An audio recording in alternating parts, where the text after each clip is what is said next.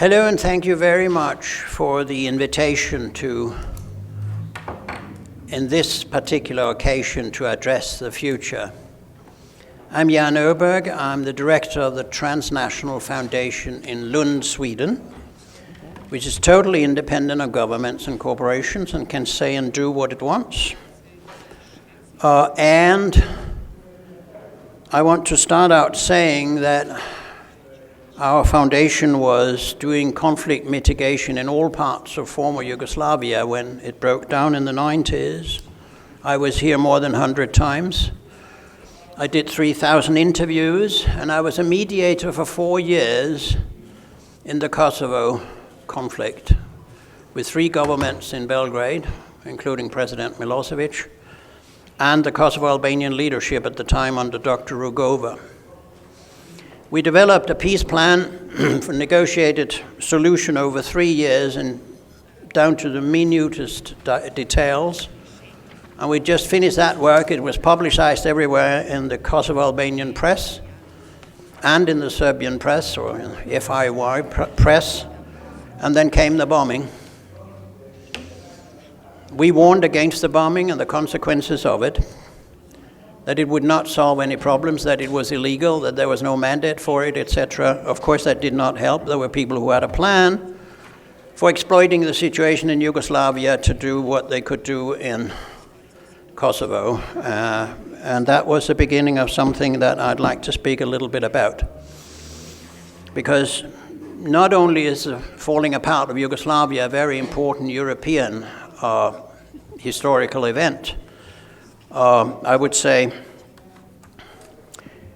probably more important than the fall of the wall in Berlin.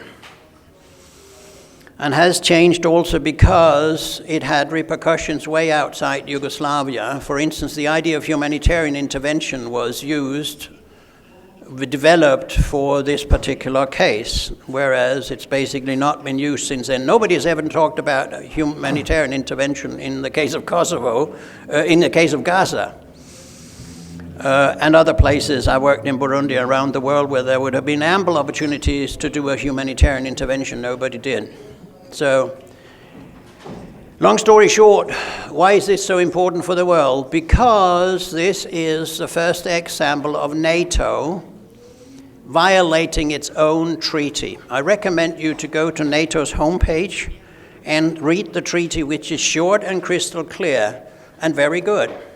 It's a copy of the United Nations Charter, added with Article 5, that within the group of members, if one is attacked, the others shall come and help.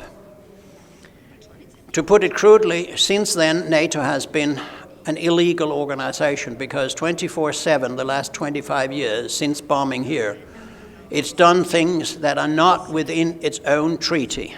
And my argument would be somebody should, perhaps the International Court of Justice or somebody else should investigate, I know they don't do it, should investigate an organization that systematically operates in violation of its own treaty. And that we have seen in other places too, of course. But NATO has nothing to do, according to its charter, its treaty from '49. It has nothing to do in Yugoslavia. It has nothing to do in Ukraine. And so, starting out with that, I'd like to first say a few words about what is this a part of, and then the future world that I think we will be able to create much better if we survive the next year or two. And my job as a future and peace researcher is to look into what can be. Whereas I'm slightly tired of people who can only talk about what is and what was. You cannot change the past. You can only to a limited extent change the present. But you can change the future, particularly if you're willing to learn something from the past. And it seems that the only thing we have learned, or can see, is that militarists learn nothing from history. The classical thing is that big countries, particularly the US, has lost all the wars it has participated in, being a formidable military force with about 50% of the world's military expenditures. It's a total fiasco, and they're still doing the same thing, now probably trying to take on Russia through Ukraine. Now, when did all this start? It started with Yugoslavia's bombing. Then came 9/11. And 9/11 was met not with a question about why did they do it, but how did they do it and who did it. Not why did they do it. Why did they choose the three centers of economic, military, and political power? This was too much intellectualism for the Americans. So you started the global war on terror, what? And we've seen the consequences of that, meaning millions of people killed in the Middle East, and the problem not solved, and cooperating with terrorists. Al-Nusra, for instance, in Syria. You move on to other things that has happened, such as all the other interventions, and of course you can go back if you want to the Vietnam War. You move on to NATO's expansion. NATO's expansion that comes against all the well-documented promises made to Mikhail Sergeyevich Gorbachev that we will not expand it 1 inch if we get a united Germany in NATO. Now, the 1 inch that we would not expand is now 10 countries plus the 11th, namely Ukraine. And Ukraine is the case which you should never have done. That is the Himalayan mistake of the NATO alliance.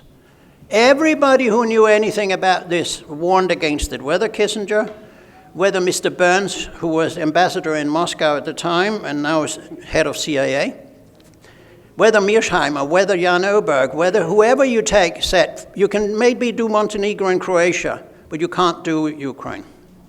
Nobody listened because NATO is an autistic organization. It listens only to its own people in the military, industrial, media, academic complex. So you expanded NATO, where NATO should have been closed down. When the Warsaw Pact and Russia, Soviet Union disappeared, there was only one logical thing to do. That would have been to close down NATO, because these two organizations, the Soviet Union and Warsaw Pact, was the raison d'etre, the reason for existing of NATO. And we could then have created a much better European system. You move on then to the war in Ukraine. Instead of finding out when you tried to make it over 30 years, tried to make Ukraine a NATO member, and it didn't work, and Putin set down his foot. I don't subscribe to or support the military action in Ukraine, but I can see why. To explain is not the same as defend. Why it happened, because he had spoken about this 2007 already in Munich, saying, where are the promises you gave? You've expanded it in 10 countries and you keep on doing it. And the war and the regime change under Obama in 2014 in Kiev, etc., etc. You know all the story. I'm just giving you like haiku or telegram short style of the series of mistakes coming out of hubris and coming out of having larger military expenditures. I'd like here at this point to quote the former Danish Prime Minister Anders Fogh Rasmussen, who was the Secretary General of NATO, and also put Denmark into being, I happen to be a Danish citizen, into Iraq as an occupying power for 4 years.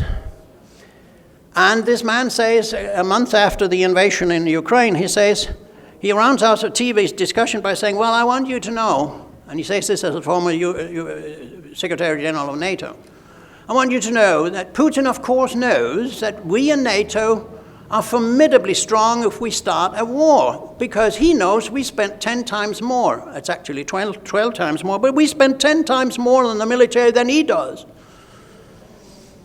And if we want, we can beat him into a pulp. If you know the English expression, that means we can chop him up in small pieces of meat. Now, this is a country that you can chop up and do what the hell you want with. At the same time, we are told that this is a formidable threat, and when he's taken Ukraine, he'll take the Baltic republics and Poland, and southern Sweden and Finland, and northern Sweden too. This does not make any sense anymore. But you can do it because you have the media behind you and because you have no intellectuals anymore in the leadership of NATO. I've gone through everything on NATO's homepage. There is not one decent argument for anything. There's postulates. Yes. So you go on, destruction of Nord Stream. I have my suspicions who destroyed Nord Stream, among other things because that was what Mr. Biden said that the US would do. Well, Mr. Scholz was standing next to him and looked like a surprised schoolboy. And then finally Gaza. The first live streamed for the whole world to see, not only that we do not stop it, which we could do, and also support it. Conclusion on this part of my little lecture is the following. No system that stands for these things will last long. It will consume itself into more intellectual and political mistakes, and it will militarize itself to death. You have now this military expenditures everywhere. The price is going to be paid by the citizens of Europe for very good reasons. Where is the money going to come from? And not only that, NATO has now depleted its own arsenals of ammunition and weapons to such an extent that I would say with a big smile and a joke, if Putin really wanted to invade a NATO country, it's time he does it. This is the best time. Because NATO is not able to defend itself. It's given everything to Ukraine, which is going to lose. Excuse me, how stupid can this be? How long time can this go on without Western leaders seeing we're not getting where we want to get? So, when I say if we survive the next couple of years, it's because what is happening now in Europe is very dangerous. It's not dangerous particularly because of the weapons.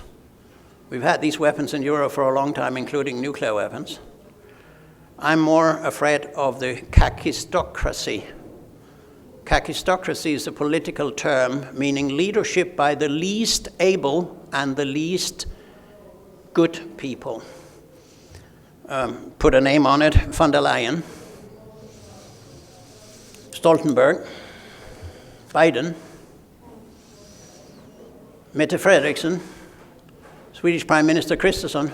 These are people who've never read a book about security politics. Now, Willy Brandt and all the other old leaders, they knew what Europe was. They knew what war was. They were intellectuals who could argue for what they did. This present leadership cannot do that anywhere in Europe. Mr. Borrell, for instance. Good Lord. So this system is going to fall. And surprise, surprise, all empires go down. There's no empires that have lasted forever. And with the Soviet Union, the Warsaw Pact gone, of course the brother in the Western Hemisphere, the cultural brother, namely the Western West, NATO and all that is going to fall. Anybody can see it today who is not bought by the system. The United States is getting weaker and weaker and has not a capacity to solve its own problems, which is why it mixes itself into all kinds of problems, including at the moment to have special operating forces 10 kilometers outside the mainland coast of China. Imagine if China had special operating forces 10 kilometers outside California or Florida, or worked hard to militarize Hawaii with the idea that Hawaii should become an independent state and a base area for the Chinese.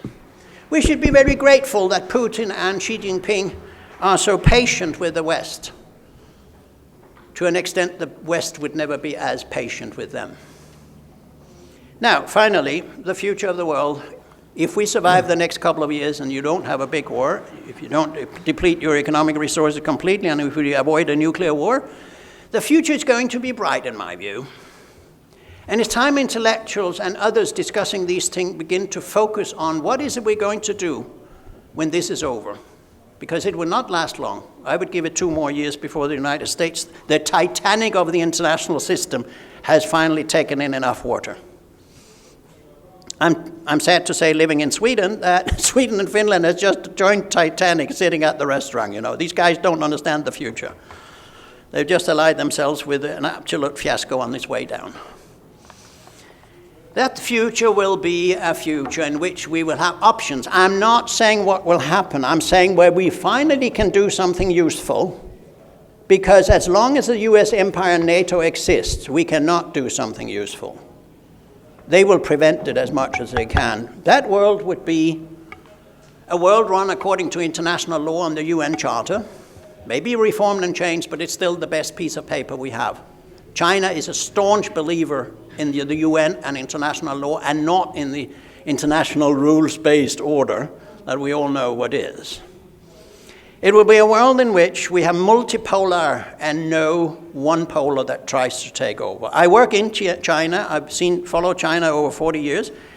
There is no way China is going to be a new empire and trying to dominate the world. They and the Chinese and the Japanese are very happy to be special. They don't export Confucianism, one-party systems, or the ways they do it. They say, can we make some money? Can we do some benefits for both? And sometimes they are also doing things that are not so nice. But they've now built the Belt and Road Initiative with 140 countries. It's the world's largest cooperative project in human history. And the Chinese have uplifted 700 million people from poverty. I was there in '83 and I've seen the poverty. I now go there regularly and I see that this is the best functioning society in the world. No doubt. Because of infrastructure, because people getting education, health, culture, museums, what have you. It's absolutely amazing what the Chinese have achieved the last 30 to 40 years. The West is not interested. We don't even ask the question, how did they do it? You know, when you're not curious anymore, you're dying. So that will be a world in which we will have a global governance with a democratic sense. Why? Because have you ever thought about how strange it is that we citizens can vote for a national parliament? You guys in Serbia can vote for what happens in Belgrade. It's rather irrelevant. Because the future of Serbia, the future of Denmark or whatever it is decided outside at the regional level and the global level and in the World Bank and in the International Monetary Fund and things like that. So the best thing we could do would be to have global democracy. That is, each one of us can, of course, still vote for a government, but we should vote for who represents our country in all the international organizations. Who is representing us in the UN? Who is representing us in the European Union? Who is representing us in NATO? I'd like these people to be evaluated. So, or voted for. I mean, if you can, joking a little bit, if you can have 600 million people deciding which is the best song in the Eurovision Song Contest, it's time that we could elect politicians the same way. And why should we have parties in the future? We could have good people. The idea of party and parliamentarism isn't serious anymore. It doesn't fit the world. And of course, we must change the United Nations into having also an environmental council. And we, the peoples, must be represented, not only we, the governments. You can keep on like that. Final word.